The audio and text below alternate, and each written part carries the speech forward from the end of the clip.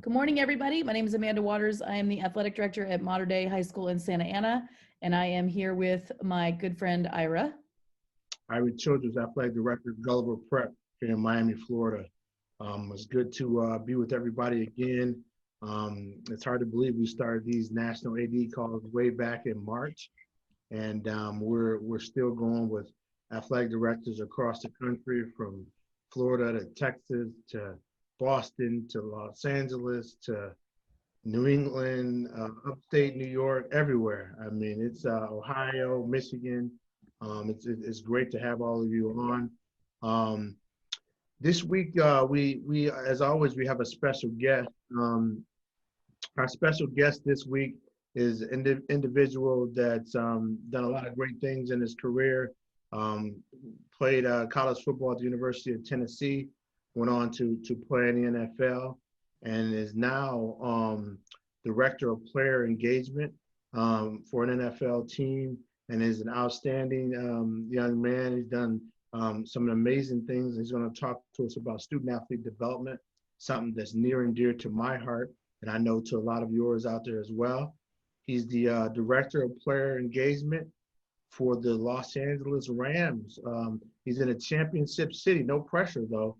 Let's give a warm welcome to my main man, Jacques McClendon. Good morning, Jock.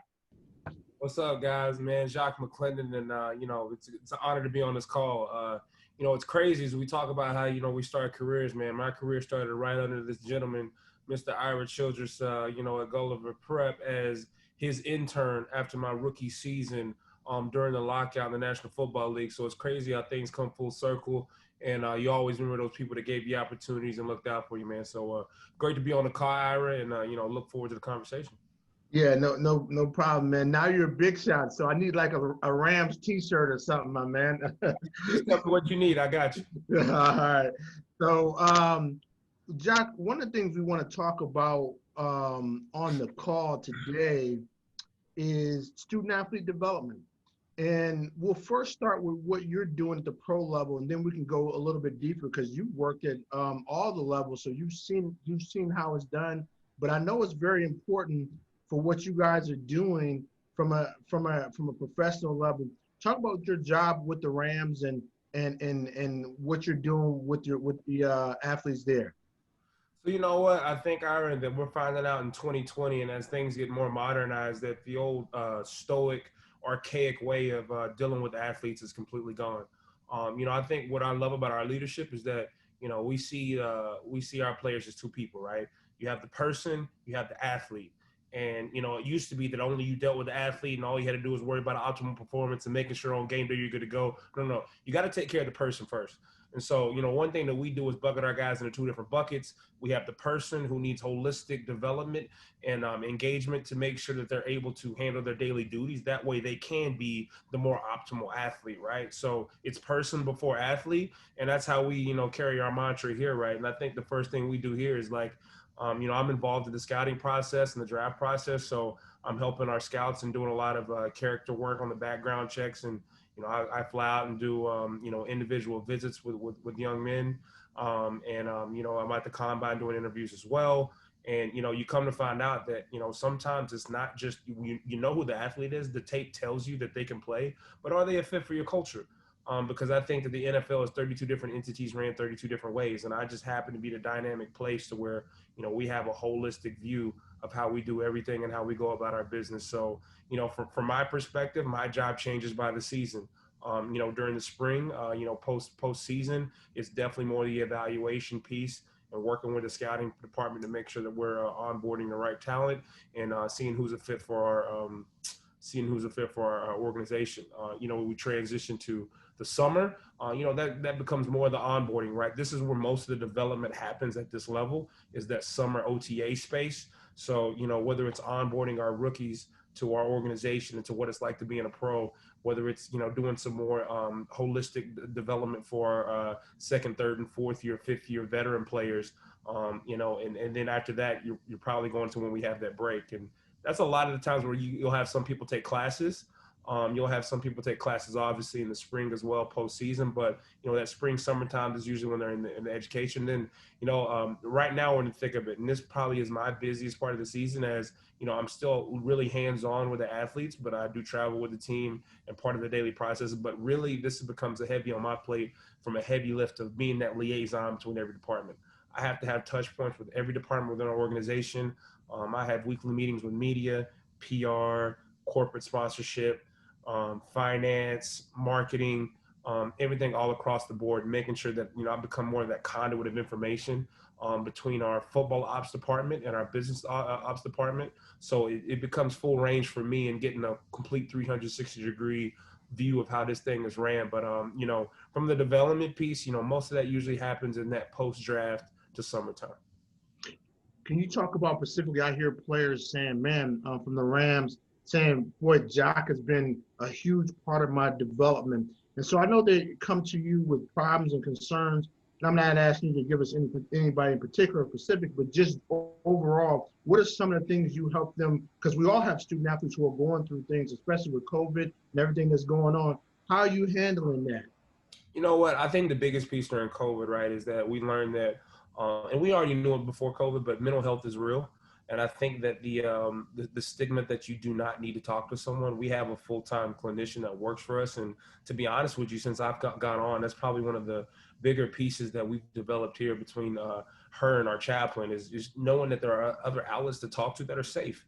And I think that the younger that the women and men can get involved with those type of resources and normalize them, the better it can be for their overall going forward, right? And I think that we've seen a very big uptick in our mental health resources because as you all know, we're definitely going home at night, but it is like a mini bubble, right? So you're not moving and shaking like you used to be. You're not, you got to go straight home. There's no Friday dinners. You're ordering food home and you're going home practice, and just the monotony of that schedule can really get to you. So what I would say from our piece right now, what we're doing, because obviously with COVID and the restrictions, it's not as more of a meet in person type of atmosphere had it been in prior years. So right now, man, it's just making sure that you're using those resources that are available to you and making sure that you're taking the best of your time because it definitely can have a strain on your daily rhythm because your rhythm it's thrown off.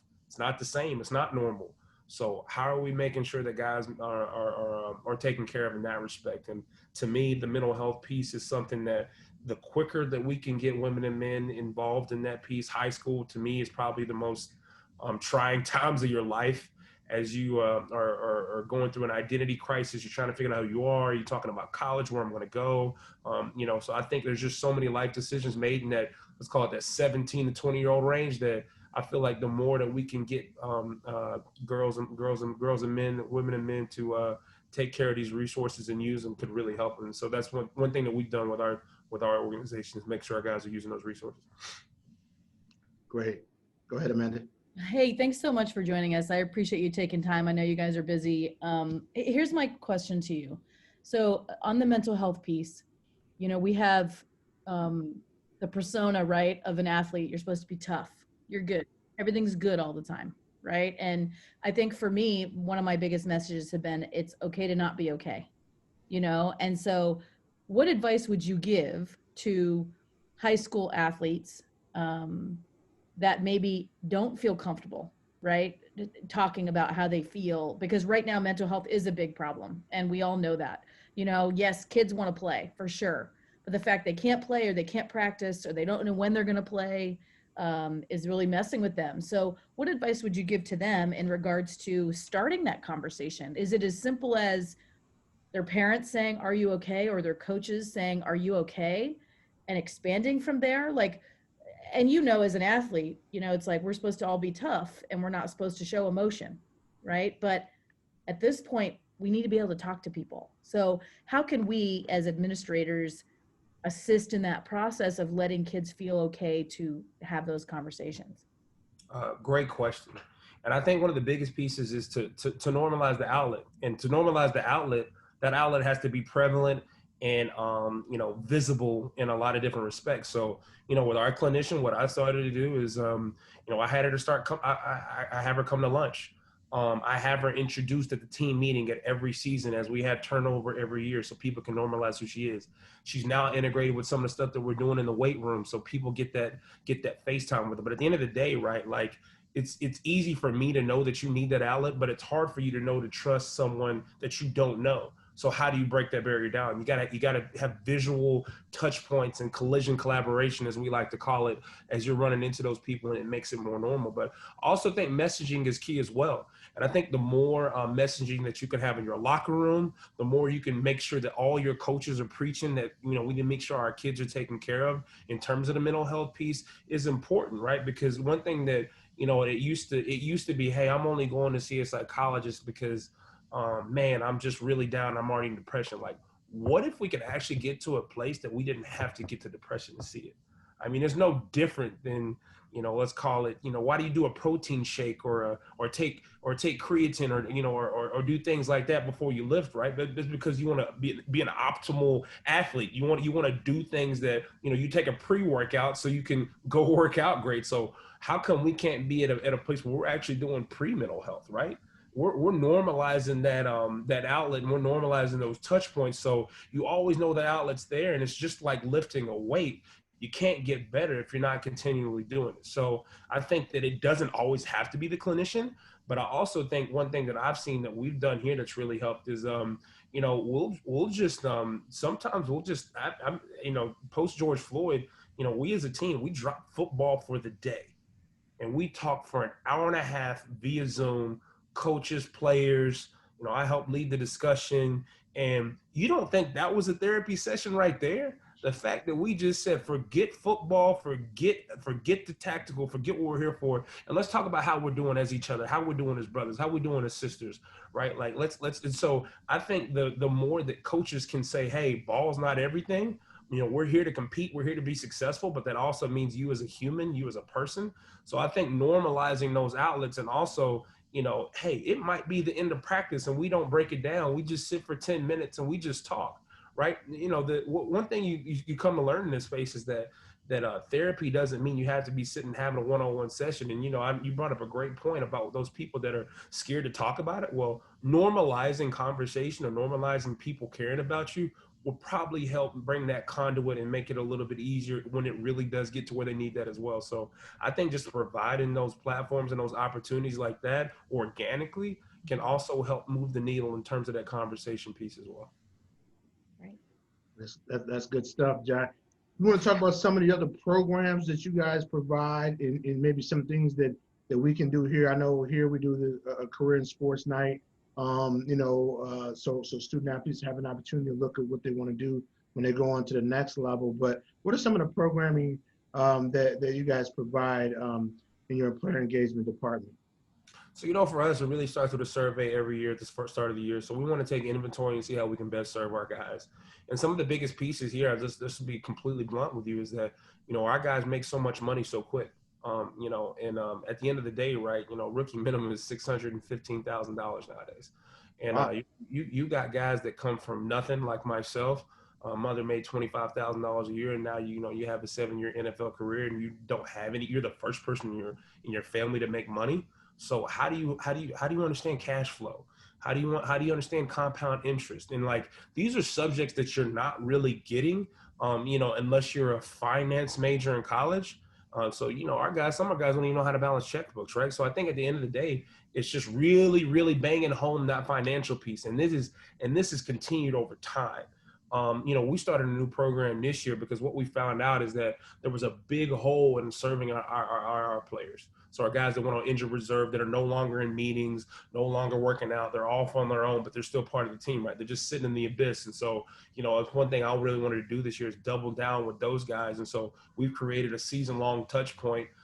You know, we got about 3 or 4 guys enrolled in the program right now. And what I've come to learn is that, you know, the first month is obviously how do we normalize the mental health? Hey, this outlet's here for you. It's going to be a long journey. So how are we talking about those conversations and making sure you're good to go? The second month, we're doing financial piece. And so these are guys that are, the guys that are now all third and fourth year players. So they've been through the mandatory stuff that we do from a younger age. So how can we get to where it's, you know, let's call it a finance 405, 504 in terms of diving deep into important to, like, we had a strategy meeting on Tuesday of, hey, if you do have some extra money right now, what are some really good things that you can do in terms of this pandemic? As you see, there's a lot of people with money making money during these times. So if you have some sitting on the sideline, what can you do to put it into action to make it work for you?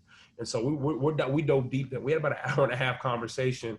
Last night on that, and giving guys strategy and actionable items to where they can start asking their financial advisors, or if they don't have one, what can they look to interview somebody, and what kind of questions can they ask? So that's great. And then the next month will be from a resource standpoint from the union and the NFL, what is provided.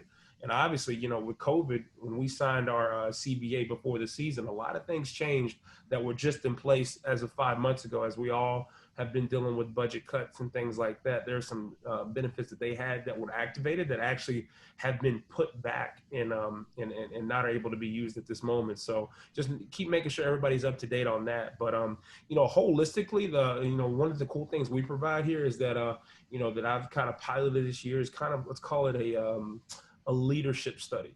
And I think that what's important is, as you all have found out in terms of leading you all's departments, that it's not. You can have whatever signage, verbiage, one word phrase you want to accomplish who you think you are, but who you are is your people. And so what we have done with our roster is, like, how can we be more intentional with our guys, know what they are, know what their roles are, and help empower them to go master that role.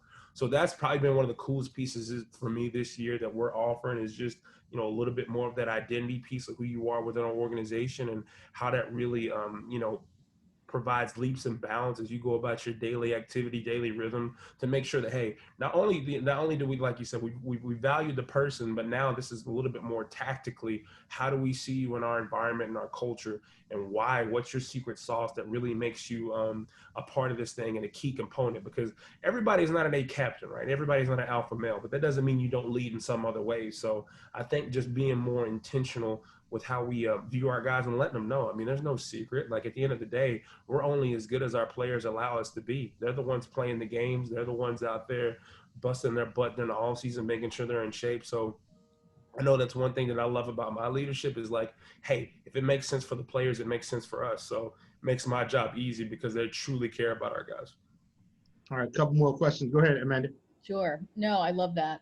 It's interesting because I've said, I don't know how many years I've said, like, I'm surprised they don't have in professional sports where they make, if you sign a contract, you have to have a life coach, like someone that kind of walks you through some of those things. Cause like you said, you have a lot of people that have never had any of that, and they're just kind of thrown into it.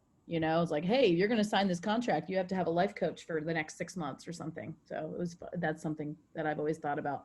And even at the high school level, right? So we use our high school counselors a lot, right? So we have counselors, and I think as athletic administrators, we have to really work with our counselors to make sure that our students are getting what they need, and the athletes as well. And then for our coaches, is there a certain program, something that you would recommend that, like, we could bring to our coaches to be like, hey, here's some things you can utilize this year. I'm a big, like I said before, is I kind of want to give them tools kind of in their bucket they can have going into this year. I think some extra patience is going to be really needed, because I think there's going to be kids that just kind of lose it once in a while because they've been inside for so long. Is there anywhere you would direct people to say, hey, you know what, here's a good resource place that you could go to kind of get some of those resources? You know what? What I would say is, I don't know if there would be a direct resource. I think it's all the people. For us, we have unbelievable backing at the NFL level. So one resource I would point out to is Inyakin Lampety, who's the head of our clinical services at the National Football League. I'm sure you can check in with her on LinkedIn, but she's so dynamic and is building this, let's call it, total wellness platform that we have at our level to make sure we have that 360-degree view with how we treat our players from a tactical or non-tactical aspect. So I think that she's an unbelievable outlet, and would definitely recommend getting in touch with her if you can. And also, I think that what I've learned too is that, let's just not talk about the mental health of the players. Let's talk about the mental health of the coaches. There's a lot of strain that goes on these women and men as they lead these teams, lead these individuals. And I think that providing that outlet for them And it doesn't have to be to where it's mandatory one-on-ones, but what I would suggest if I were leading a high school athletic department is, how are you providing, let's call it group sessions led by a psychologist, to where everybody can talk about the problems they're going through. And honestly, it's just great to know that they're being cared for, right? I think that a lot of people probably have a lot of gripes, a lot of things they're going through, but they probably don't feel like they can talk to it with you all, or talk to, their their other people in other realms and other sports. So I think just providing those outlets for them and just having roundtable discussions to normalize it with them, so they can then normalize it to the players, I think would be a great, would be a great piece. And I'll tell you what, that's what some of the things that have happened here is that, it's not just players seeing our clinicians in that regard, because of the forums we created, whether it be team meeting, whether it be they see her at practice, and you just start having conversation. You're like, wow, I'm not just the players. It's all of us that need this work on themselves and this self work. So I think providing forums to provide them safe places to be able to vent and talk about their frustrations and things going on with them could be a valuable asset for you all running your departments as well. That's funny, Ira. We've talked about that, Ira, right? Where we've talked about, like, we can't take care of the kids if we're not okay, Right. And so for us, we have to make sure that we're okay, our coaches are okay. And we've talked a lot on this call about checking in with your coaches. I've had one-on-ones, and, they start off like, yeah, everything's fine. And then when I start talking like, yeah, I have an 11 and 14-year-old who are both going crazy because they can't stand at, like, then they start opening up, because now I've personalized it. Where they kind of get to know, like, okay, Exactly. she's struggling too. Like, No doubt. okay, now I can say, yeah, everything's not great, Right. So, No doubt. yeah. So no, I appreciate. Would you mind typing that woman's name in the chat? Would you mind doing that, just so that I can follow her on LinkedIn? I would love to do that. For sure. Yeah, and then I'll just have one last question for you, Jack. I'll let you go ahead and do that, and then we'll let you get out of here. Gotcha, bro. I'm wondering if there's anybody Ira doesn't know. That's what I'm wondering. I'm like, wait a minute. He's out here near me, and you're in Florida, and he's near me. I'm in LA. By the way, how are you doing? I know it's a little crazy down there right now. Y'all okay? You mean down in Florida? No, down in Santa Ana, right? Oh, Mater Dei. Yeah. Oh, Yeah. you're talking about the fires? Yeah. How far are you? Because I know it's pretty crazy down that way. I just told Ira I was evacuated Sunday night, so I live in Irvine, Gotcha. and the fires were like a mile from my house. So it's just air quality now at work. So we've had to kind of shut down stuff for a few days, but yeah, I mean, we're just hoping. Obviously, there's 2 fires happening up here right now. So one's a little north, and then one's in Irvine, as you know. So yeah. We did that 2 years ago, so praying for y'all, because it is just it's just hectic.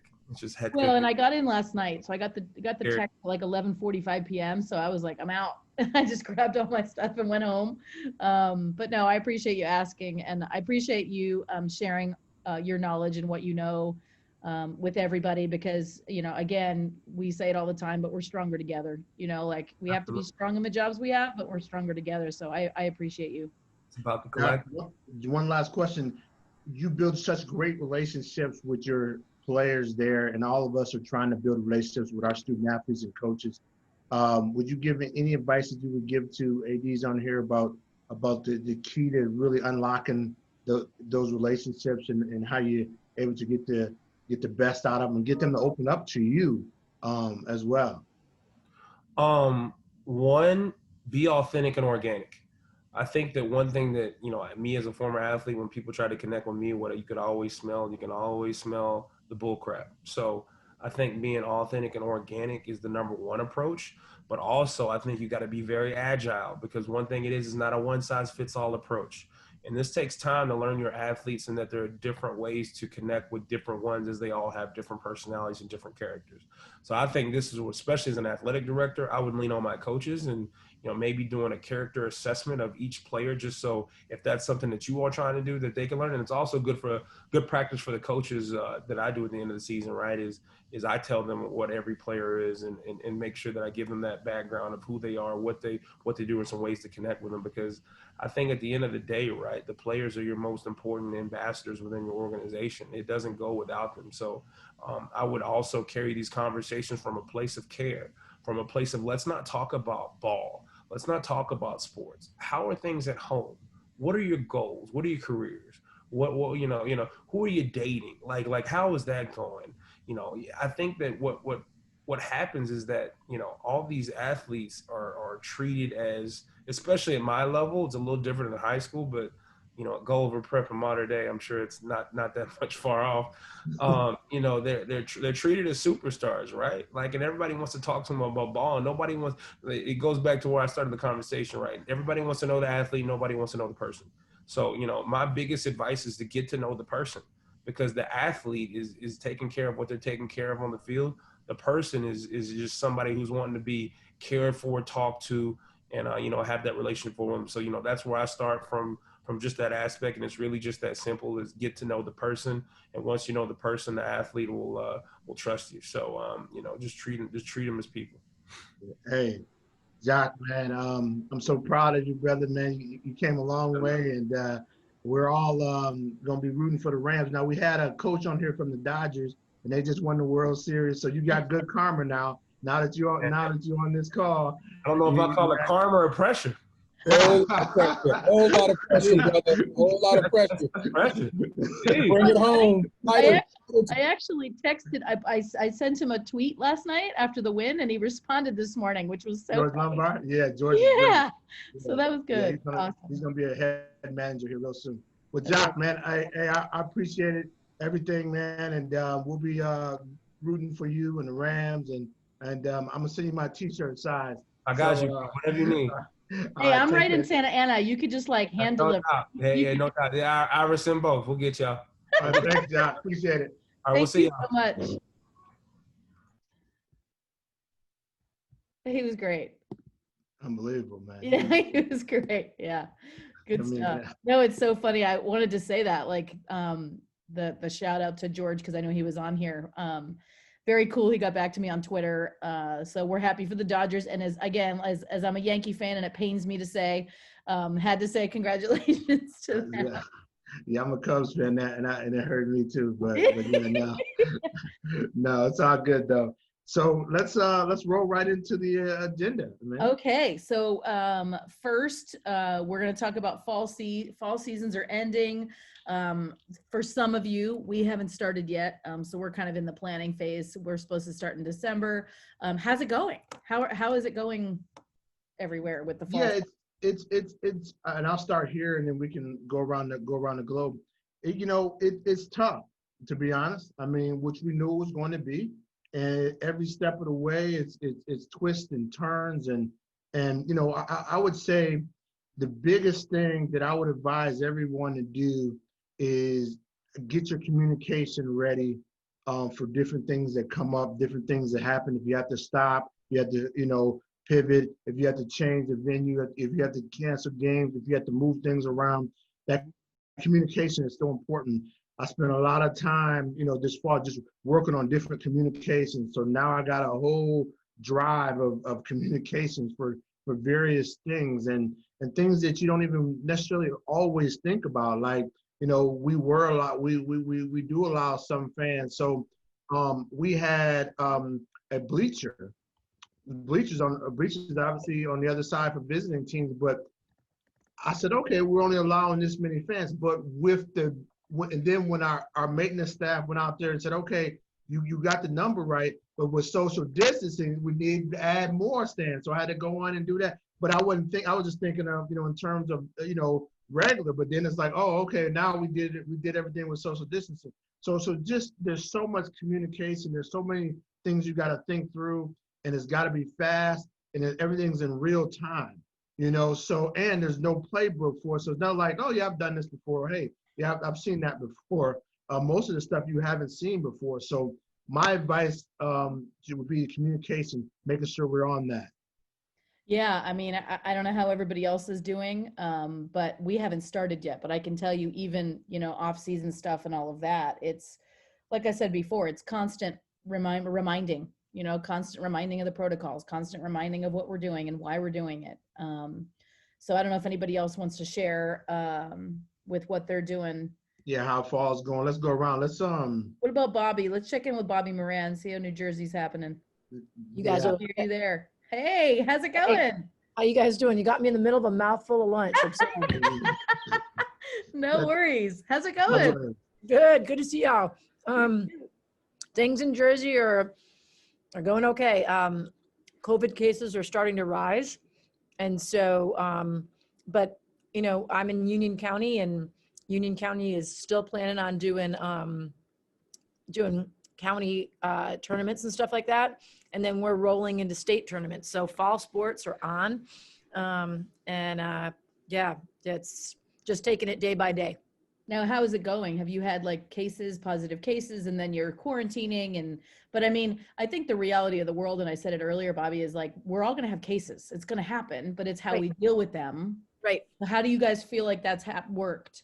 So we have had situations where we're running into schools that have had cases, and we're dealing with a scenario right now where we are remote because the school wants to be remote for a couple of weeks, but kids are still coming in for practices. A lot of schools have made the decision to academically be remote or do some version of a hybrid experience and then come in for athletics at the end of the day.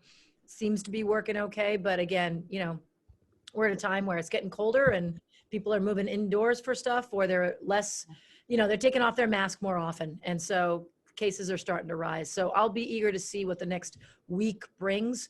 Lots of teams are just quickly dropping out of tournaments because of the spike in cases.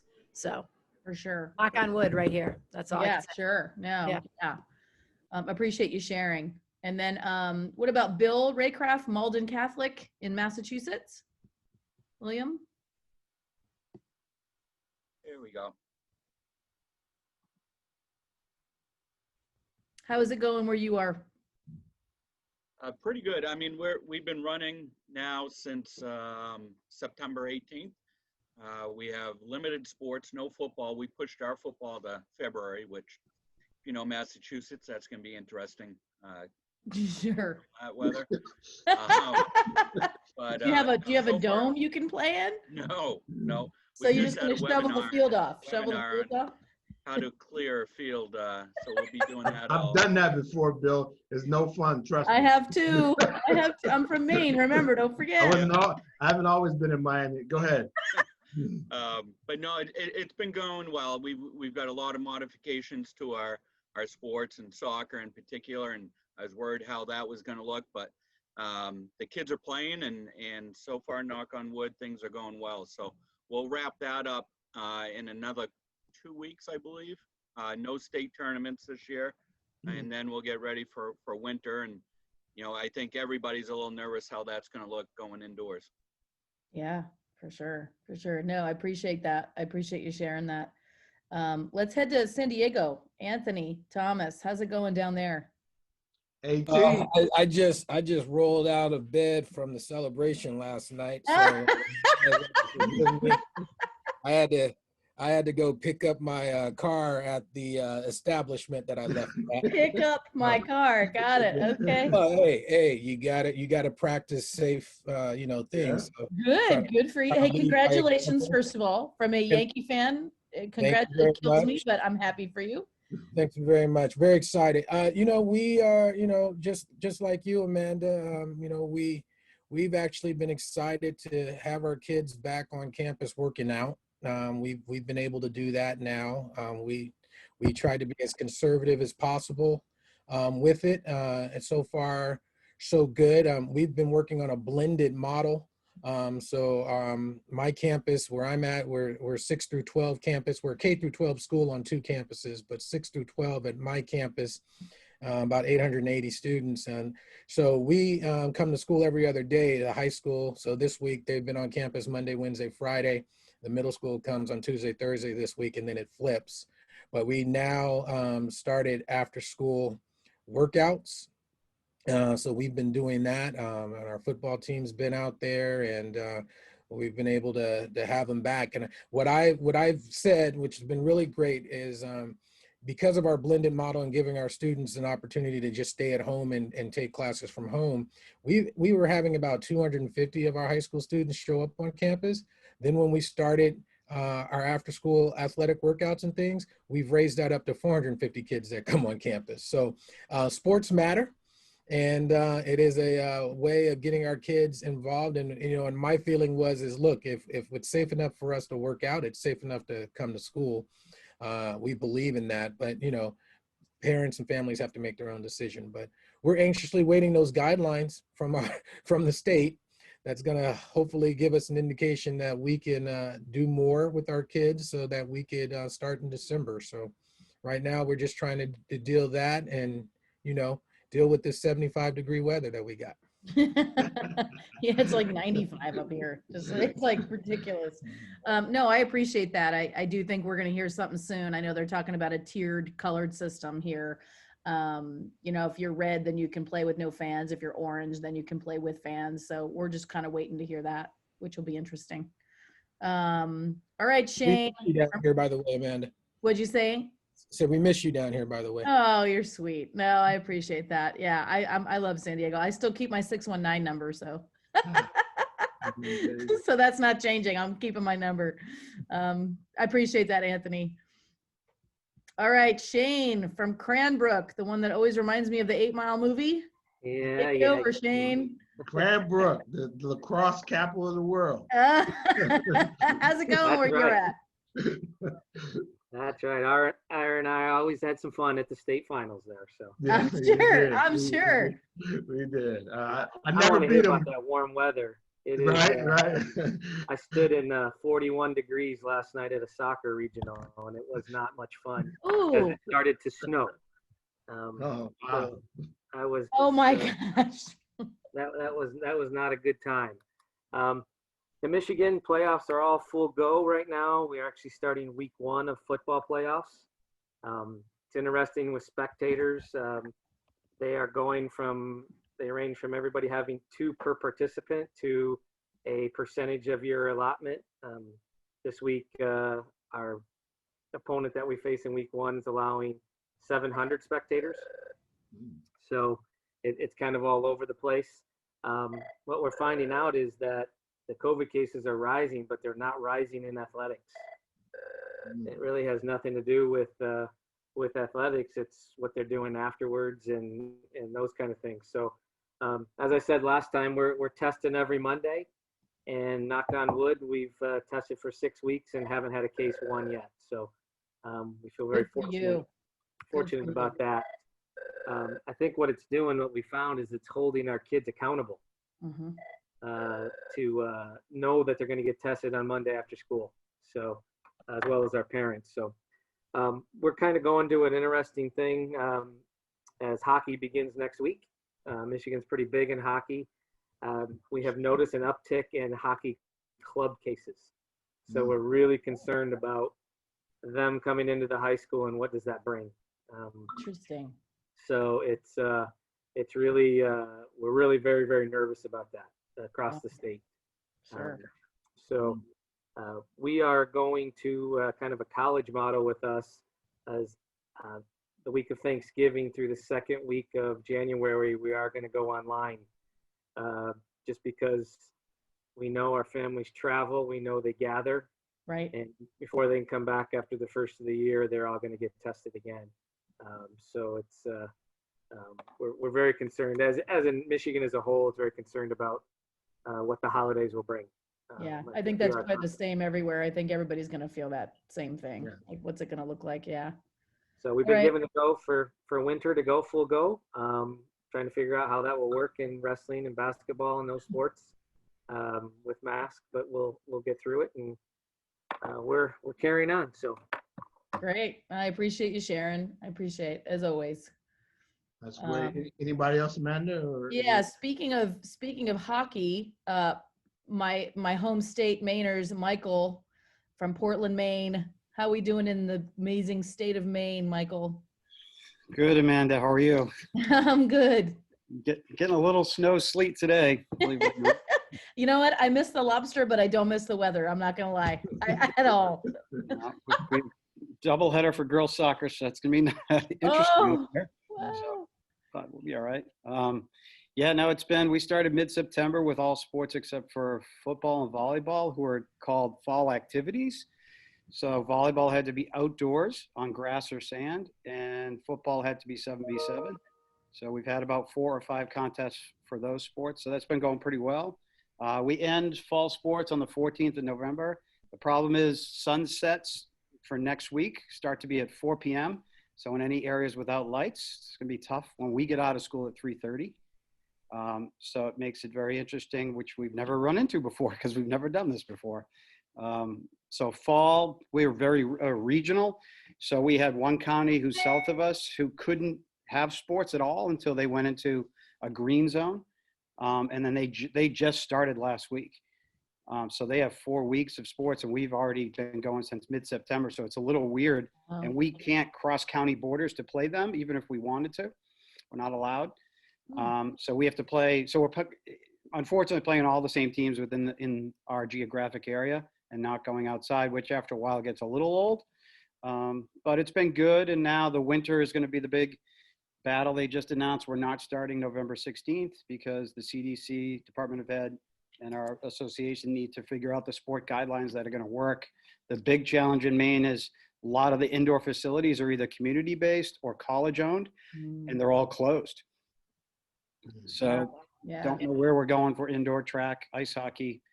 Obviously, wrestling might be a challenge, but basketball is big in the States, so obviously that might be quite a battle in the sport committees, I think. But, Yeah, so sure. Yeah. Tough. All right. Well, I appreciate you sharing. Thanks, Michael. All right. So, Ira, continuing on, winter sports obviously are beginning.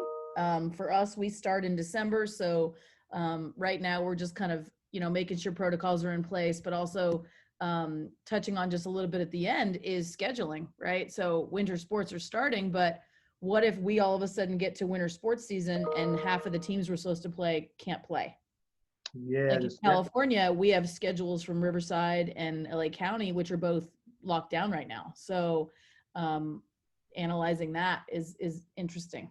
Yeah, the scheduling is going to be tough, and you're just going to have to go back to the, I don't know, the old school, way, or the way, maybe, at lower levels where you just going to have to do things a little closer to the time. It won't be able to have these big elaborate schedules that we're used to.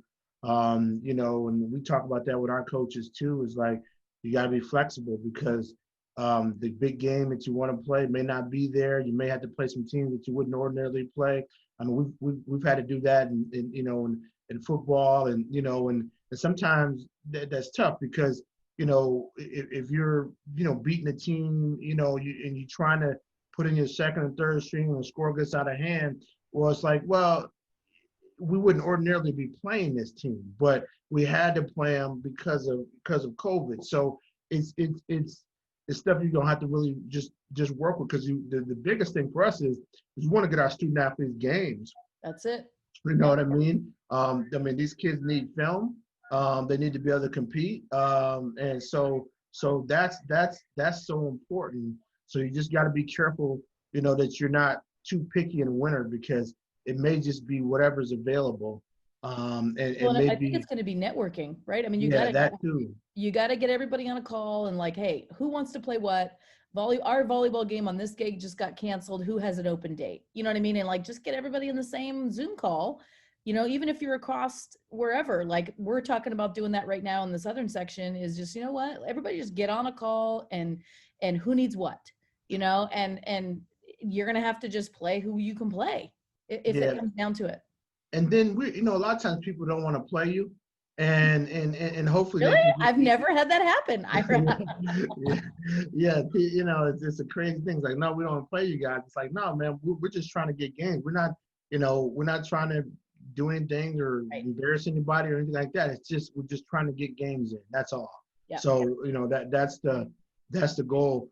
Amanda, how are you guys going to play? You playing football and basketball in the same season? No, we're playing volleyball, both volleyballs, both water polos, football, cross country. That's all in the fall. Okay. And then everything else gets moved to spring. So we have 17 sports going in the spring. Oh, you got basketball going in the spring? We got basketball going in the spring, golf, baseball, lacrosse, soccer. You'll be competing against AAU? It's all of it. It's going to be all of it's going to be. Wow. And then California is allowing club and high school to play at the same time. Oh, wow. Exactly. Okay. So it's going to be, I figured it was going to be 6 months of chaos and hell, but we'll get through it. I mean, Okay. it's gonna be interesting to say the least, but I mean, people just have to be flexible, and we may not get a full schedule. I would imagine CIF's gonna, not have that minimum game. I don't know. We'll see. I know up next, we were talking about in-season COVID protocols. So I'll let you kind of touch on, we're not in season. So for us, we're going to be very similar to where we are. If they're competing, they're not going to wear masks. For us, it's more of I would like them to be able to breathe while they're competing. But it depends on my state, right? So I don't know what the state requirements are. So I don't know what that looks like for you, Ira. Yeah, our we're not requiring masks, but our volleyball team wanted to wear masks when they competed. So we obviously we allowed that, and they didn't want to compete against anybody who wasn't wearing a mask, and so we allowed that until we got to the state tournament.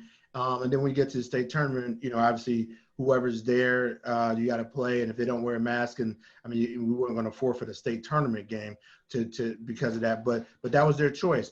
Now some other teams, they don't want to do it, but that's something that you really need to look at is who's wearing the mask, who's not wearing the mask. Are you requiring a mask? Are you not requiring a mask? That's important. The other thing I think that's important is, like, we have a COVID task force with doctors who dictate, if there's a shutdown, how, and for us it's an automatic 2 weeks if there's close contact. I mean, it's just, the program has to shut down for 2 weeks if there's close contact. So that's something that you may want to hammer out. And we took it out of our administrators' hands and athletic department hands and put it in the hands of the doctors. And we're going with the doctors' advice, which I think you may want to look at if you don't have that set up already, because that could be tough, and you don't want it to get in a situation where you're inconsistent or you don't have something that's really concrete where the doctors are weighing in on it. Our task force, the doctors are leading the way on that. So I think that's something that everybody may want to look at or try to replicate in their own way in their own school. Yeah, I mean, I think that's important too, because a lot of it's going to come back on us, right? Like they're going to be firing back. So if we have a doctor, that's the person that's making the decision, and it's the same with everybody. They don't care who you are. It's going to be the same. It's interesting because I'm looking at the chat, and Nathan's talking about in Oregon, they're not going to schedule any winter sports till like the middle of December, so they know who's able to play. And I think it's going to be kind of similar out here. I think you're going to come out with, here's a deadline to all schools. We need to know if you're going to play or not. And then they're going to put them in a pool and figure it out. I think that's kind of what they're going to have to do, which is kind of something I've said. But yeah, that's a good point. And then Michael talked about a school in New Hampshire opted out of the state tournament because other schools weren't doing the same protocols they were doing. So again, we're going to be dealing with schedules and then a blow up and then fixed schedules, and then it may blow up again. So just getting our kids games, and it may be a Sunday night, scheduling a Tuesday. We may be back to that, which, we don't want to live there, but if it gets our kids out there, it is what it is. That's my thought. Definitely. Holiday tournaments, Ira. I don't know if tournaments are happening. I mean, I would love to sit here and say they are, but with that many teams in one venue and then some places maybe shut down, I don't know that tournaments are going to be easy to manage. Yeah, I think they're going to be hard to manage. I think the one thing we're looking at, if we have a basketball one that we traditionally do, and we cut the teams down in half, but we still have like 8 teams.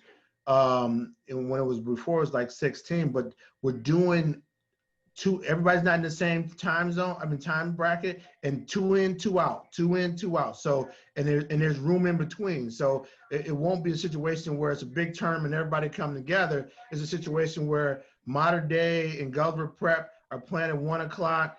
2 other teams are playing at 3 o'clock. That type of thing. So there's limited interaction. We're doing the two parent thing for the fans, and that's it. So when you're having holiday tournaments, you may want to look at reducing that. If you don't want to cut them all together, you may want to look at reducing and spacing them out. Yeah. Yep. Totally understand. And it's going to be interesting, because then you have parents firing back like, well, wait a minute, we're a 4-parent household. how do we only have 2 people? You know what I mean? So it's, all of it's going to be a challenge. But hopefully people understand it's just kind of doing the best we can do. And then we talked about scheduling a little bit, again, I think we have to be able to pivot quickly. With schedules, you're going to have things moved and canceled, and maybe a team's going to come down with something. I know they've done it in college football a couple times already. Some high schools have had to do it in Utah. We were talking earlier about that. What do you have going on down there for that, Ira? Yeah. Just it's just all over the place, and we talked about that, like I said, a little bit earlier. So it's just one of those things where we got to keep working at it and keep being flexible with the schedule. I think the last thing on there, Amanda, was the NIAAA. Yep. I NADRN conference is virtual this year, right? Yeah. I want to touch on that. I think it is virtual, but everyone should try to attend that if they can. And what we're doing with our staff is we're blocking off time as if we were gone away. So because I think the biggest thing is when you go to these conferences, it's important that you really connect. And I know, Amanda, we may try to do something there with our show at the NIAAA conference during that time. And I know other people are going to do things as well. Anthony, I'll let you talk about what we're planning to do with Nomad and all of that. You're a veteran of it, NIAAA, but I think it's a great conference. If you haven't been to it, I was in DC last year and it was outstanding.